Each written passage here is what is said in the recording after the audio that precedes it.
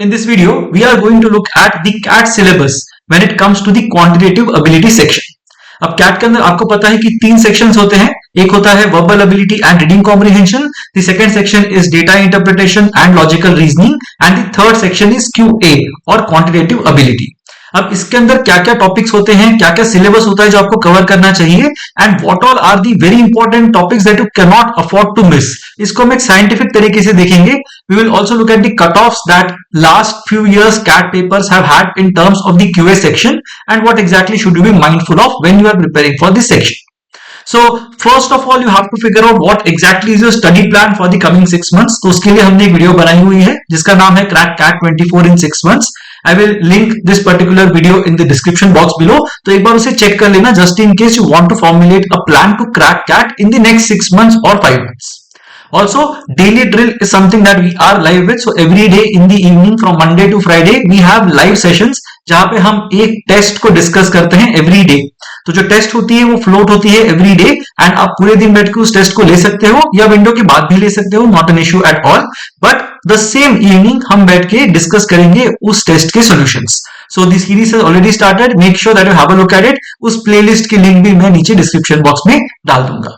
Now coming to the format of QA, तो आपको ये पता होगा कि 2015 के पहले कुछ सालों के लिए for about 4 years CAT used to have exactly 2 sections.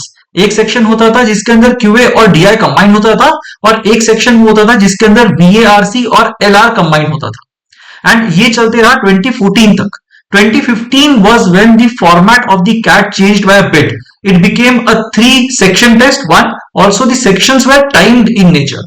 तो 2015, 16, 17, 18, 19 ये 5 सालों में कैट जो कंडक्ट हुआ था उसके अंदर कौन सेक्शन जो था वो 1 घंटे के लिए आपको सॉल्व करने मिलता था.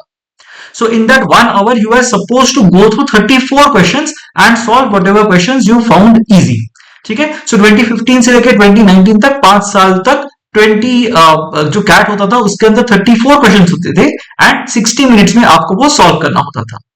CAT 2020 में क्या हो गया? Because of covid CAT had to be conducted in 3 slots instead of 2 slots क्योंकि सोशल डिस्टेंसिंग नॉर्म्स फॉलो करने थे, लोगों के ट्रैवल प्लान्स वगैरह बनने में प्रॉब्लम हो सकती थी. इसलिए CAT 2020 was conducted in 3 slots instead of 2 slots. और because it was conducted in 3 slots उनको टाइमिंग कम करना पड़ा. So instead of 3 hours of test now there was 2 hours of test. तो पूरा का पूरा CAT जो था वो 2 घंटे में खत्म हो जाता था. उसके अंदर जो QA सेक्शन होता था वो 40 मिनट्स का होता था. अब इन 40 मिनट्स में in 2020 you had to solve 26 questions. But आगे जाके CAT 21, 22, 23 लास्ट 3 सालों में अगर हम देखेंगे तो CAT क्वांट के अंदर 22 क्वेश्चंस ही पूछे गए हैं. And that is a fairly reasonable amount of questions that you need to go through because 40 minutes में 22 क्वेश्चंस का मतलब हो गया आपको लगभग 2 मिनट मिलते हैं एक क्वेश्चन के थ्रू जाने में, इनफैक्ट पढ़ने में, सॉल्व करने में, डिसाइड करने में कि सॉल्व करना है कि नहीं करना है और सारी चीजों के लिए आपको ऑन एन एवरेज 2 मिनट्स मिलेंगे पर question.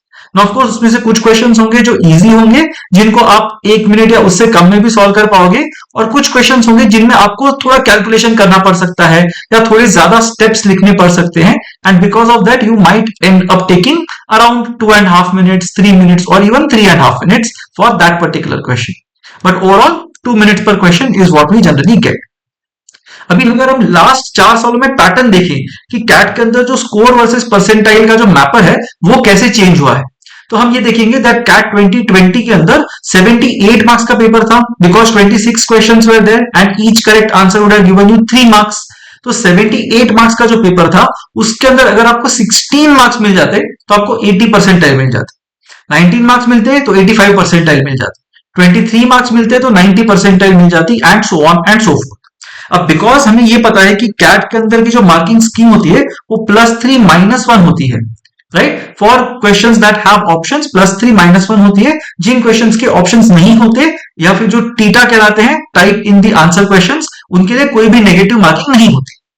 But for every correct answer you get 3 marks. तो यहां पे हम ये देख सकते हैं कि जो 16 यहां पे मिल रहे हैं ना इसके लिए आपको लगभग 5 से 6 क्वेश्चन सॉल्व करने पड़ते correctly out of the 26 questions that were there. 85 percentile के लिए आपको लगभग 6 क्वेश्चन, 6 से एक ज्यादा मे बी 7 क्वेश्चन आपको सही करने पड़ते. 90 परसेंटाइल के लिए 8 क्वेश्चन सही करने पड़ते हैं. 95 परसेंटाइल के लिए 10 क्वेश्चन, 98 के लिए ऑलमोस्ट 13 क्वेश्चंस, 99 के लिए 15 questions. And this is out of 26 questions that were asked at the CAT that year. And that is basically what you need to do when it comes to cracking the CAT. तो हम जब बोलते हैं कि आपको cat crack करना है, तो आपको क्या करना है, आपको हर एक सेक्शन के अंदर एक परसेंटाइल के ऊपर का स्कोर लेके आना है, और आपका जो स्ट्रॉन्गेस्ट सेक्शन है, आपके जो स्ट्रॉन्गेस्ट सेक्शंस हैं, उनमें आपको जितना ज्यादा हो सके उतना स्कोर निकालना है, right. So that is basically what you need to do in terms of scoring well at the CAT और क्रैकिंग द कैट। अभी यहाँ पे अगर हम 2021 में देख लेते हैं, तो यहाँ पे थोड़ा सा अगर आपको देखेंगे तो आपको पता चलेगा कि मार्क्स थोड़े से कम हो गए हैं। क्यों कम हो गए? Because the overall score also out of 66। Also CAT 2020 40 minutes में सॉल्व करना था, 21 भी आपको 40 मिनट्स में ही सॉल्व करना था, तो वहां पे कुछ ज्यादा डिफरेंस नहीं आया है। बट यहाँ पे अगर आप देखोगे तो 4 क्वेश्चंस अगर आप ठीक से सॉल्व कर लेते, आपको 80th परसेंटाइल आराम से मिल जाती। दिस विल बी रफली 5 questions, this will be 6 questions, 8 questions, 10 questions and ये 12 क्वेश्चंस हो जाएंगे। तो आप देखोगे कि यहाँ पे कैट 2021 जो था ना, वो शायद थोड़ा ज्यादा परसेप्टिबली डिफिकल्ट था compare to CAT 2020, and because of that जो स्कोर था ना, वो थोड़ा सा कम हो गया था, एक क्वेश्चन पीछे आप आ गए थे। कैट 2022 ऑलमोस्ट पिक्चर परफेक्ट था कंपेयर टू कैट 2021। इनफैक्ट मतलब सारे के सारे लेवल्स पे अगर आप ये नॉर्मलाइज्ड स्कोर्स देखोगे तो सारे के सारे स्कोर्स आपको ऑलमोस्ट सेम दिखाई देंगे, ठीक है। सो कैट 2021 और 2022 सिमिलर थे इन terms of level of difficulty. और फिर आया कैट 2023। तो आप में से जिन लोगों ने कैट 2023 दिया है, you would know what I'm talking about here and why is there this smile on my face, because CAT 2023 was possibly the most difficult test in the last few years when it comes to the CAT, and a majority of it was because of the quant section। तो maths का section जो था वो इतना difficult आया था कि लोग जो बाहर निकले वो काफी ज्यादा टेंशन में बाहर निकले थे, एंड काफी सारे लोग तो मैंने देखा कि रोना भी चालू कर दिया था एंड सो ऑन।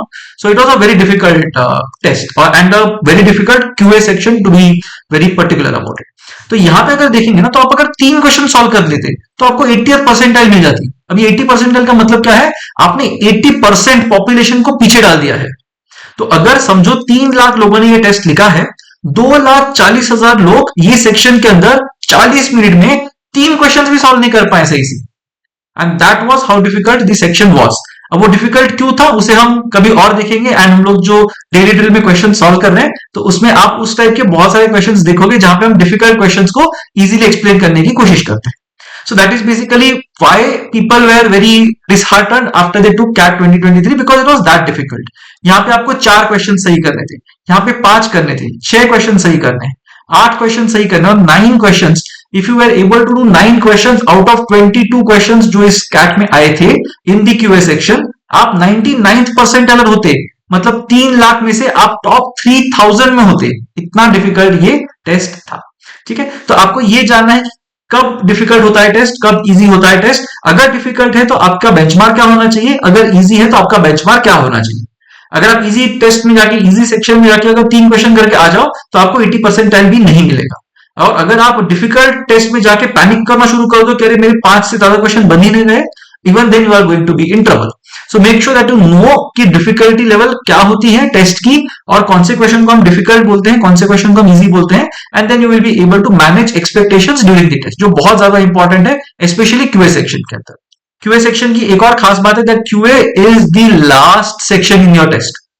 तो इस साल भी जो कैट होगा मोस्टली उसके अंदर क्यूए लास्ट सेक्शन होगा आपके टेस्ट में। एंड वहां पे इशू क्या होता है, आपका लास्ट सेक्शन अगर क्यूए तो फिर इशू क्या हो गया, इशू बेसिकली ये हो जाता है कि जब तक आप क्यूए में पहुंच जाते हो ना, आप एक तो मेंटली टायर्ड हो गए होते हो क्योंकि आपने ऑलरेडी 44 क्वेश्चन सॉल्व किए होते हैं, 24 वर्बल के और 20 डीआईएलआर के।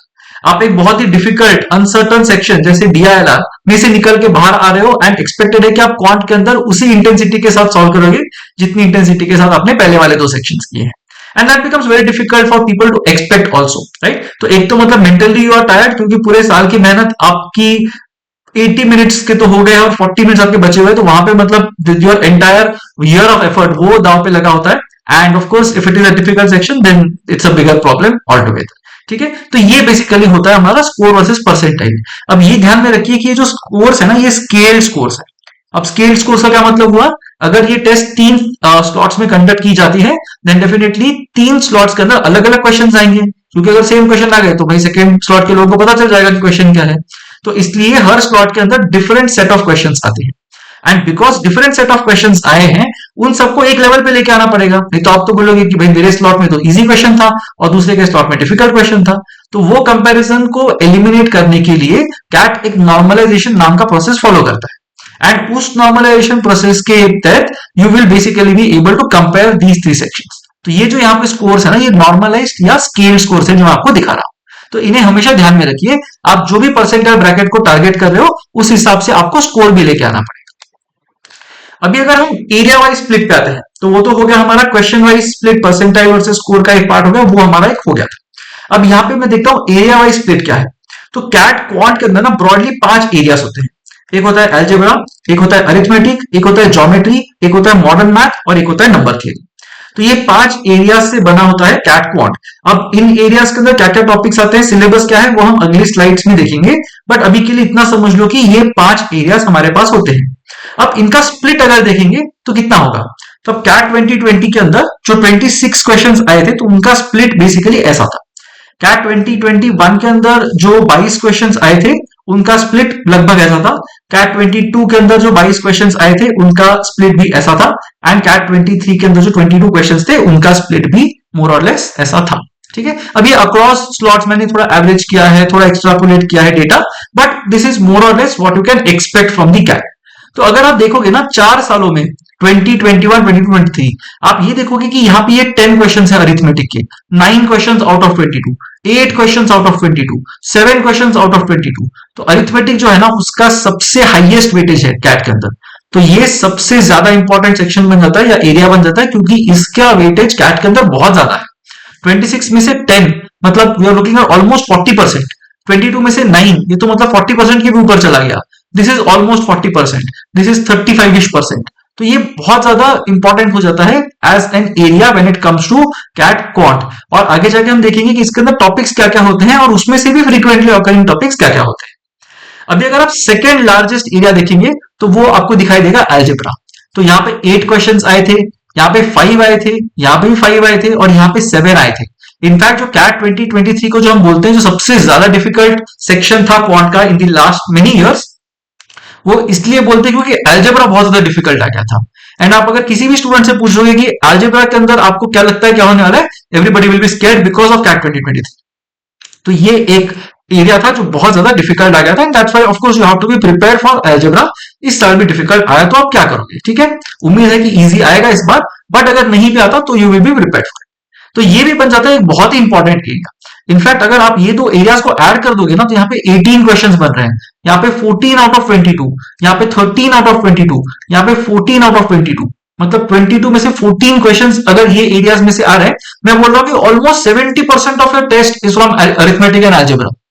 65 to 70% of your test is going to be from arithmetic and algebra, and वो इतना इंपॉर्टेंट, ये दोनों एरियाज इतने ज्यादा इंपॉर्टेंट है। उसके बाद आता है ज्योमेट्री का एरिया। अब ज्योमेट्री के अंदर देखो ना, कंसिस्टेंटली 3 क्वेश्चन पूछे गए हैं, तो 10 से 15% का वेट होता है ज्योमेट्री का, and 3 questions is what have been asked. The problem with geometry is, geometry में आपको इतनी सारी चीजें पढ़नी है, इतने सारे कॉन्सेप्ट्स आपके पास हैं कि आप अगर वो पढ़ते बैठोगे तो आपका टाइम बहुत ज्यादा जाएगा, एंड अगर आप सॉल्व करोगे तो भी आपका टाइम बहुत ज्यादा जाएगा। एंड अगर आप उसका वेट देखोगे ना, तो 3 ही क्वेश्चन आते हैं। तो अगर आप एक ऐसे स्टूडेंट हो जो मैथ्स के अंदर वीक है, then it will not really benefit you to get involved with geometry बहुत ही ज्यादा। ऊपर से फॉर्मूलाज देख लेना, जो भी हम कॉन्सेप्ट सिखा रहे हैं ऑन अवर चैनल उन्हें देख लेना, and you should be fine. But beyond that बहुत ज्यादा डिफिकल्ट कॉन्सेप्ट करना या फिर बहुत ज्यादा फॉर्मूलाज रटने की कोशिश में लग जाना, वो will not really help you crack geometry when it comes to the CAT, क्योंकि 3 क्वेश्चन मैक्सिमम 4 क्वेश्चन, उससे ऊपर तो नहीं आते। मॉडर्न मैथ अगर देखोगे, मॉडर्न मैथ के अंदर आते हैं परम्यूटेशंस, कॉम्बिनेशंस, प्रोबेबिलिटी और ये सारे क्वेश्चन टाइप्स। अब इसमें से भी आप देखोगे कि 3 से 4 क्वेश्चन मॉडर्न मैथ से भी आते हैं। प्रॉब्लम मॉडर्न मैथ का ये है ना कि उनके क्वेश्चन में बहुत सारी अनसर्टेनिटी होती है, जैसे प्रोबेबिलिटी या फिर परम्यूटेशंस एंड कॉम्बिनेशंस। आपको एक आंसर आता है 48 let's say for example, but आप श्योर नहीं होगे 48 राइट आंसर है कि नहीं, आप काउंट करके नहीं देख पाओगे कि 48 राइट आंसर है या नहीं। कभी कभी आपके पास अगर टीटा क्वेश्चन है, लेट्स से टाइप इन द आंसर वाला क्वेश्चन है, तो आप ये भी वेरीफाई नहीं कर पाओगे कि आपका आंसर ऑप्शन में है भी कि नहीं। And that's why modern math is also a very difficult area. Again, these 2 areas I will say that ये थोड़े से इंपॉर्टेंट है, बहुत ज्यादा इंपॉर्टेंट नहीं है, एंड मार्क्स के पर्सपेक्टिव से आपको इन दोनों पे ज्यादा फोकस करना चाहिए compare to geometry and modern math. अब जो सबसे कम क्वेश्चंस पूछे जाते हैं वो है नंबर थ्योरी।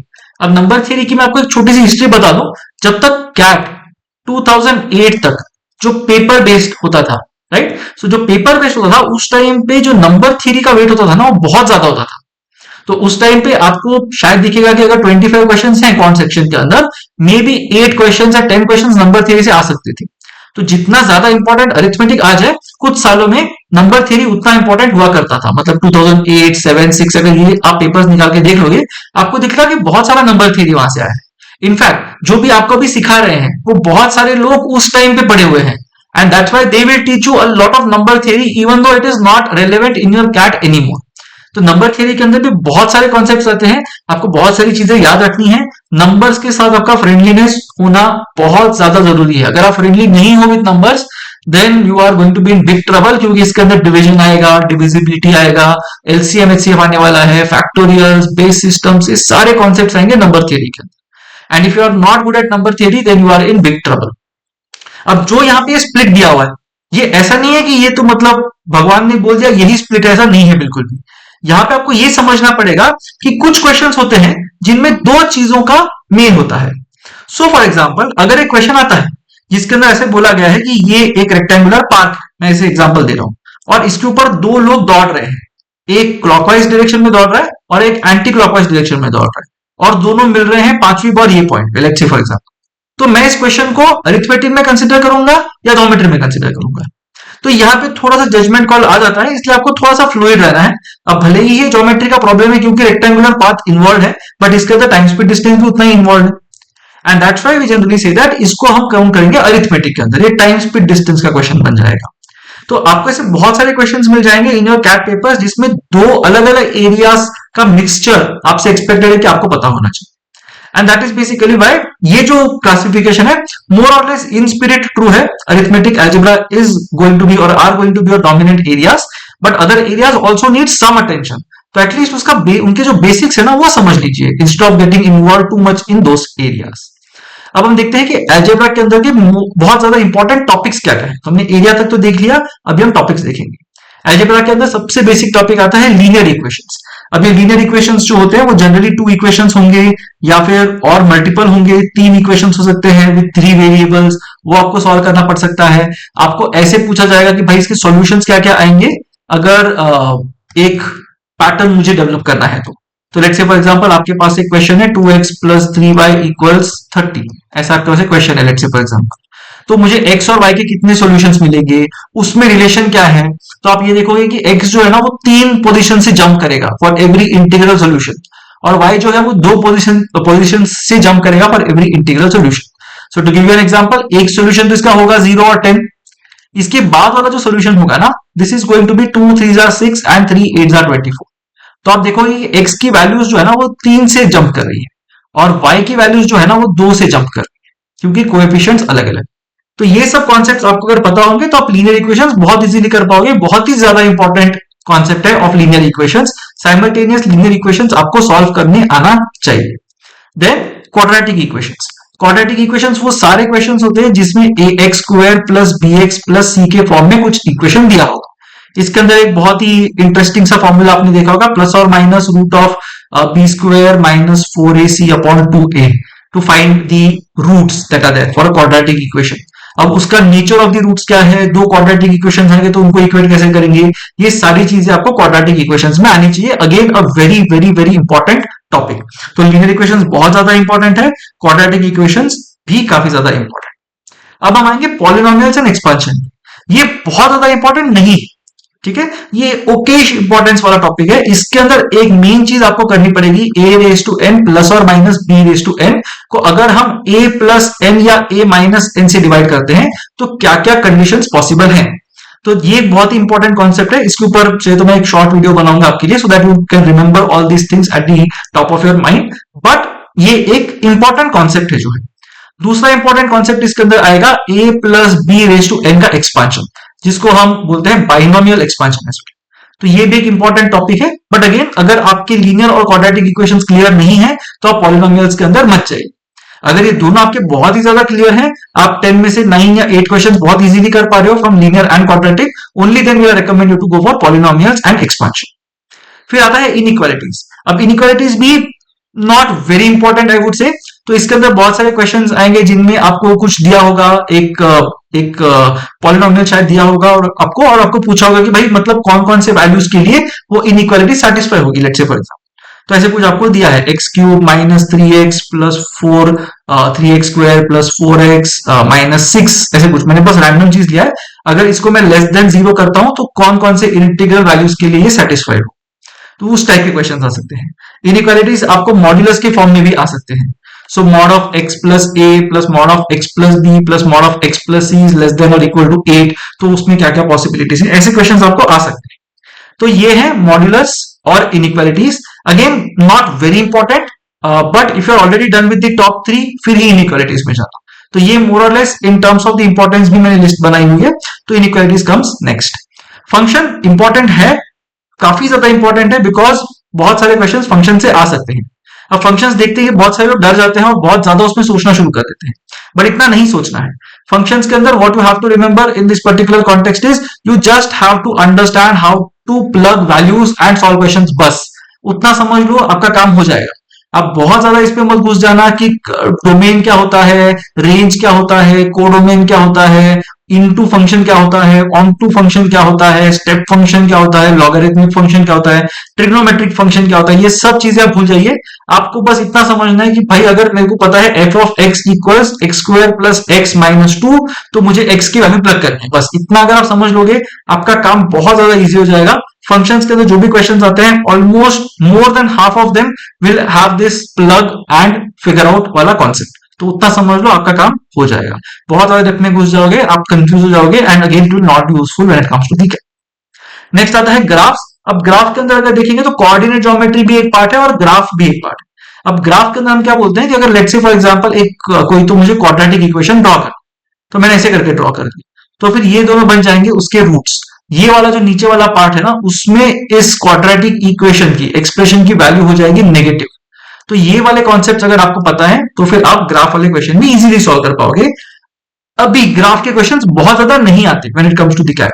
एक आधा क्वेश्चन आता है जो बहुत ही इंटरेस्टिंग होता है in general, but otherwise not a very extremely important. इधर तो मैं नहीं बोलूंगा इसको, कोऑर्डिनेट ज्योमेट्री ज्यादा इंपॉर्टेंट होगा कंपेयर टू प्लेन ग्राफ्स, कि इस एक्सप्रेशन का ग्राफ कैसा दिखेगा, या फिर वो ग्राफ यूज करके आपको अगर आंसर आ रहा है तो फिर definitely it will be used, but otherwise may be one question you might see from graphs, otherwise वो भी नहीं आएगा।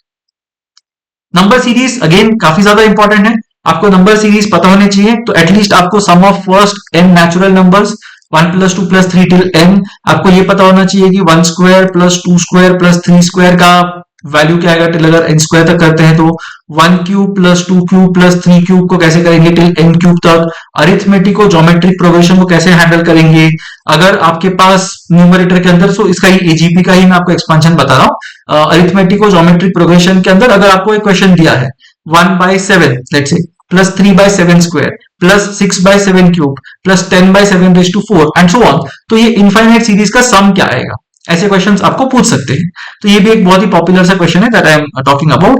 सो 1/7 plus 3/7 square plus 6/7 cube plus 10/7 raise to 4 and so on.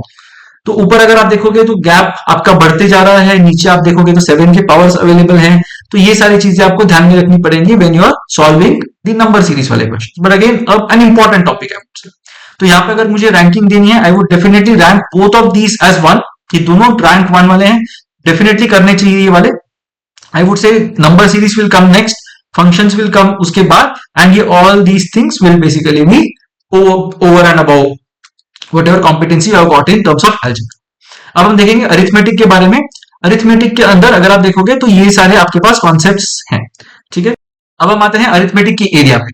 Arithmetic के अंदर अगर हम देखेंगे तो 3 मेजर टॉपिक्स हैं जो इन्वॉल्व हैं, एक है रेशियोज, एक है एवरेजेस, एक है परसेंटेजेस। ये 3 टॉपिक्स अगर आप मास्टर कर लोगे तो आप सारा का सारा अरिथमेटिक मास्टर कर लो।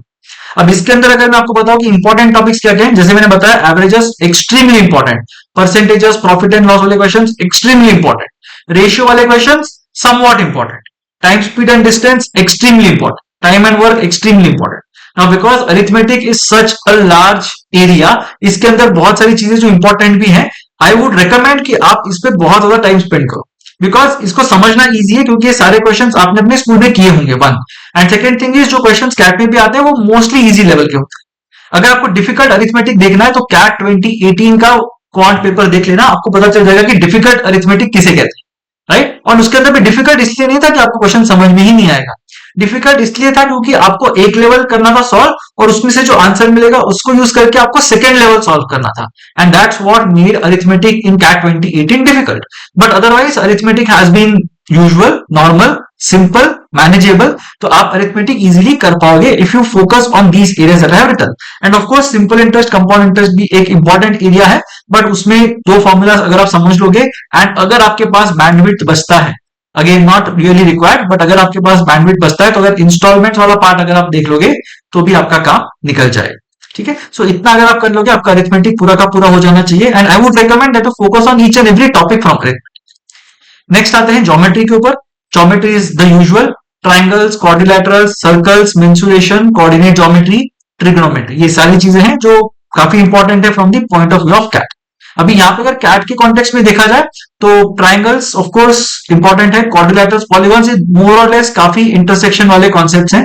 कभी कभी आपको एक क्वाड्रिलैटरल दिया जाएगा या पॉलीगॉन दिया जाएगा जिसके अंदर ट्राइंगल्स की प्रॉपर्टीज आप यूज कर रहे हो। सर्कल्स इज ऑल्सो इंपॉर्टेंट, काफी सारे क्वेश्चंस आते हैं from circles over the many years. Mensuration is also important, specially sphere वाले क्वेश्चंस बहुत ज्यादा आते हैं।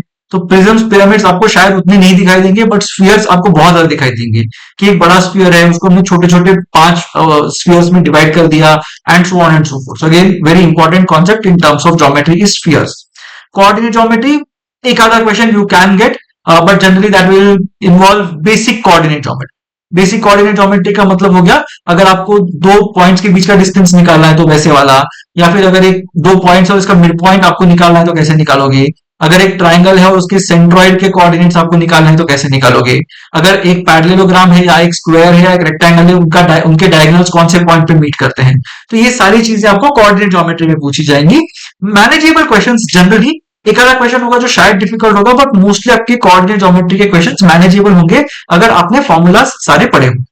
एंड फाइनली ट्रिग्नोमेट्री, बहुत ज्यादा ट्रिग्नोमेट्री नहीं आता, एक आधा क्वेश्चन कहीं पे अगर आता है तो आपको बेसिक साइन, कॉस, टैन, ये 3 टर्म्स अगर पता है आपको मैं क्या बोल रहा हूं तो फिर यू शुड बी फाइन। आपको बहुत ज्यादा sine cube theta plus cos cube theta, sine 2 theta क्या होता है, कॉस 2 थीटा क्या होता है, साइन 75 डिग्रीज का वैल्यू क्या होता है, उतना आपको अंदर जाके पढ़ने की जरूरत नहीं है। जो भी ट्रिग्नोमेट्री लगेगा बेसिक लेवल का ही ट्रिग्नोमेट्री, और आपको ट्राइंगल्स के साथ में जो भी कंबाइन करके ट्रिग्नोमेट्री मिलेगा वही होगा, otherwise a lot of trigonometry is not. तो यहाँ पे अगर मुझे प्रायोरिटाइज करना पड़ेगा तो मैं इन 4 टॉपिक्स पे ज्यादा प्रायोरिटाइज करूंगा। कोऑर्डिनेट ज्योमेट्री हल्का सा करूंगा, जो मैंने मिड पॉइंट बोला और सेंटर बोला यहां तक तो कर लो प्लीज, नहीं तो you will find it very difficult to go through a lot of easy questions, ठीक है। तो इजी क्वेश्चंस यहां से आ सकते हैं। एंड फाइनली ट्रिग्नोमेट्री बहुत ज्यादा इंपॉर्टेंट नहीं है, if you are not comfortable let go of trigonometry, it's perfectly fine. अब हम जाएंगे नेक्स्ट एरिया पे which is modern math. Modern math के अंदर सबसे बड़ा जो प्रॉब्लमेटिक टॉपिक आता है वो है permutations and combinations. A lot of people are not comfortable with it, but आपको करना है, मतलब एग्जाम के अंदर अगर बहुत ही इजी क्वेश्चन आ जाता है let's say and you have the time left, तो you have to attempt those kind of questions. तो PnC is an important topic, इसको थोड़ा ध्यान दीजिए। 1 से 2 क्वेश्चंस जनरली आते हैं टेस्ट के अंदर, बट अगर वो आप सॉल्व कर लोगे तो एक तो इसके ये क्वेश्चंस बहुत जल्दी सॉल्व होते हैं क्योंकि इनमें आपको बहुत ज्यादा कैलकुलेट नहीं करना होता, ना ही बहुत बड़ी स्टोरी होती है जो आपको समझनी है।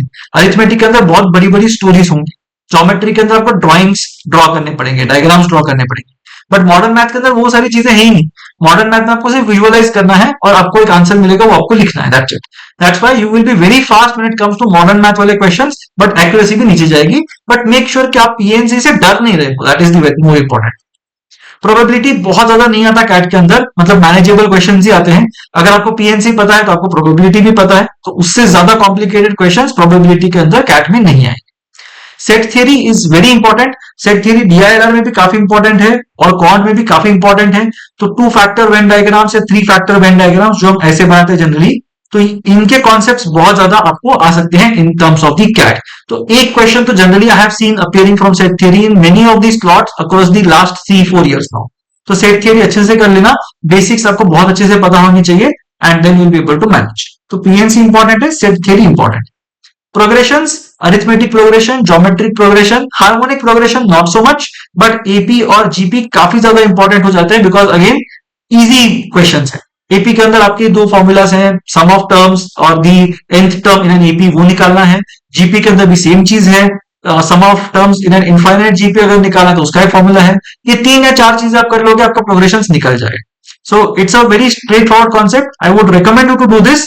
बहुत ज्यादा कैट में शायद नहीं आएगा, but still make sure that you look at this particular topic. And also in terms of the last area we are going to look at, वो है नंबर थ्योरी। नंबर थ्योरी के अंदर डिविजिबिलिटी बहुत ज्यादा इंपॉर्टेंट है। आपको पता करना है कि एक नंबर दूसरे नंबर से डिविजिबल है या नहीं। अब इसके दो एप्लीकेशन, वन, अगर आपको एक क्वेश्चन आता है जिसमें पूछा जाए कि भाई ये डिविजिबल होता तो क्या होता, if this number 7 3 a b 8 9 c is divisible by 11, तो what would be the value of a plus b plus c? ऐसे क्वेश्चंस आपको आ सकते हैं। सिमिलरली आपको ये पूछा जा सकता है कि क्वेश्चन है जिसके अंदर जो आंसर आपका एक्सपेक्टेड है वो 7 से डिविजिबल होना चाहिए या 11 से डिविजिबल होना चाहिए। आप ऑप्शंस में देख सकते हो कि क्या क्या ऑप्शंस दिए हुए हैं, उसमें से कौन सा ऑप्शन है जो 11 से डिविजिबल है ही नहीं, और उसे एलिमिनेट कर सकते हो। So divisibility is important on these two perspectives, तो इसे ठीक से पढ़ लेना। Then, in terms of division and remainders, very important concepts used to be in 2008, 2007 and all. अभी बहुत ज्यादा इस पे क्वेश्चंस नहीं आते, तो बहुत सारा Euler's quotient function, Fermat's little theorem, Chinese remainder theorem, Wilson's theorem, ये सब पे बहुत ज्यादा टाइम पास मत करना, specially if you are not a good quant student. ठीक है, अगर आपको कौन से डर लगता है, ये सब चीजें जो मैंने बताई बिल्कुल उसमें मत घुसना। Make sure that you know the basics of division, उतना पता होगा आपका काम चल जाए। LCM HCF extremely important, purely because इसके एप्लीकेशन बहुत सारे आते हैं इन टाइम एंड वर्क, बहुत सारे एप्लीकेशन आप देखोगे जो आते हैं, तो make sure that you know your LCM HCF really well. Factorials बहुत ज्यादा कैट में नहीं पूछते आजकल, काफी बेसिक लेवल क्वेश्चंस अगर आए तो भी आएंगे, तो फैक्टोरियल्स को आप थोड़ा सा नेग्लेक्ट कर सकते हैं। Base systems again has not been appearing very aggressively at the CAT. अगर आपको बेसिक कन्वर्जन्स पता है तो you should be fine when it comes to base systems वाले क्वेश्चन, तो कन्वर्जन्स समझ लेना, that is very important. And indices, surds and logarithms, इसके अंदर logarithms specifically is very important. Indices भी इंपॉर्टेंट है, सर्ट्स भी है, बट लॉगरिथम्स बहुत ज्यादा इंपॉर्टेंट है। तो लॉगरिथम्स अगर आपने कभी अच्छे से पढ़ा नहीं है स्कूल टाइम में, do drop a comment below, I will try to make a comprehensive video on logarithms, कि लॉगरिथम्स होते क्या हैं, कहां से ओरिजिनेट हुए थे, क्यों हम उसे यूज करते हैं, एंड मे बी उसके प्रॉपर्टीज, राइट। तो ये सारी चीजें अगर आप एंटायरिटी में समझ लोगे ना, तो आपका लॉगरिथम बहुत इजीली क्लियर हो जाएगा। तो नंबर थ्योरी के अंदर आपको ये सारी चीजें मिलेंगी, तो उन्हें देख लेना ठीक से। नाउ व्हाट टू डू, सबसे पहले इंपॉर्टेंट चीज है कि लर्न थियरी वेल, मगअप नहीं करना है कोई चीज को, अपने को थियरी ठीक से पढ़नी है, और जो मुझे पता है वही मुझे अप्लाई करना है। इनिशियली बहुत ज्यादा डिसअपॉइंट मत हो जाना, करे मैंने 3 ही क्वेश्चन किए, मैंने 2 ही क्वेश्चन किए, मैंने 5 ही क्वेश्चन किए।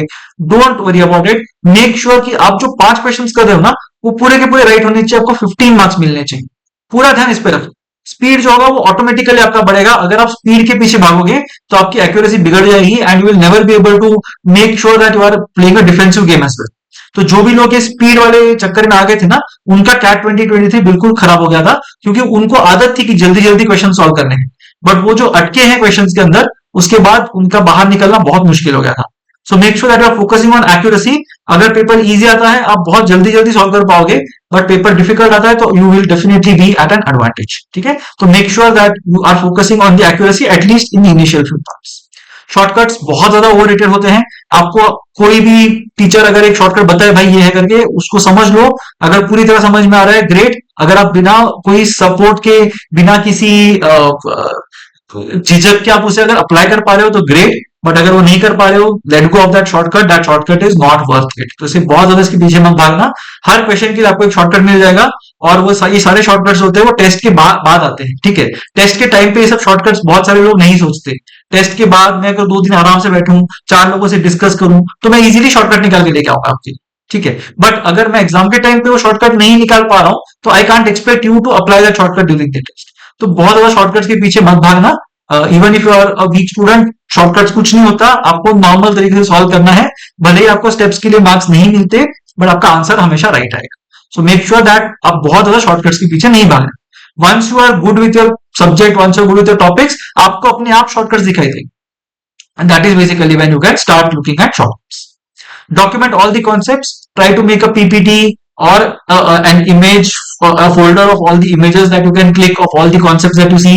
सारे concept का कहीं पे documentation करके रख देना, so that you know what all you have studied, and then you will be able to apply it with more confidence. अगर आप बार बार उसे देखते रहोगे तो तो ये वीडियो था जिसके अंदर हमने क्वांट के सारे कॉन्सेप्ट्स देख लिए जो भी आ सकते हैं, टॉपिक्स देखे, इंपॉर्टेंस कौन कौन से टॉपिक्स का है, कौन से टॉपिक्स का नहीं है वो देखा, कट ऑफ देखे, परसेंटाइज देखे। अब ये सब का पिक्चर आपके ब्रेन में होना चाहिए। So whenever you are attempting a test you should have all these things in your mind कि अच्छा ये इंपॉर्टेंट टॉपिक है, ये नहीं है, इतने मार्क्स निकालने से इतना परसेंटाइज मुझे मिल सकता है। ये मैपिंग अगर आपके दिमाग में फिट बैठ गई है तो आप बहुत इजीली क्वेश्चन अटेम्प्ट कर पाओगे और एक जजमेंट लेके समझ भी पाओगे कि कौन से क्वेश्चन पे टाइम स्पेंड करना चाहिए, नहीं करना चाहिए। अगर इसमें से कोई भी कॉन्सेप्ट जो आपको समझ में नहीं आया है ठीक से एंड आप चाहते हो कि मैं उस पर एक वीडियो बनाऊं डिटेल तरीके से आपको पूरा कॉन्सेप्ट समझाने के लिए, तो please put it in the comment section below कि आप कौन सा टॉपिक होगा जो आपको देखना अच्छा लगेगा। तो I will try my best to make a comprehensive video on that particular topic so that you are able to understand the topic well. तो वो हम एक चीज करेंगे। ऑल्सो अगर आपको इस चैनल के ऊपर जो भी कॉन्सेप्ट हम कर रहे हैं वो अगर समझ में आ रहे हैं, आपको अच्छा लग रहा है, definitely do consider subscribing to this channel, like this video, share it with your friends and अगर कोई भी आपका फीडबैक है do let us know in the comment section below. I hope to see all of you in the daily drill that we have been doing over the last many days now. So do take the tests and turn up for the sessions. काफी interactive होते हैं sessions, तो आप आ जाइए and we will discuss the solutions that are there and I'm sure after those sessions you will be able to attempt all the areas with a lot of confidence.